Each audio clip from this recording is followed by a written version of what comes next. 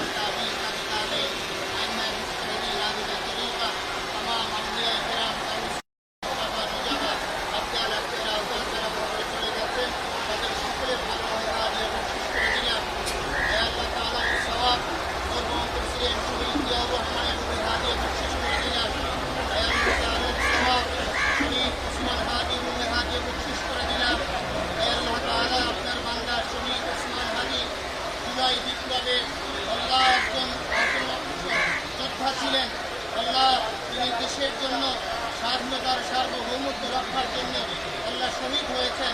আল্লাহ তাকে শাহাদাতের সর্বোচ্চ মাকাম নসিব করে দেন। হে আল্লাহ তার কবরকে জান্নাতের বাগান করে দেন, তাকে জান্নাতুল ফিরদাউসের মেহমান করে দেন।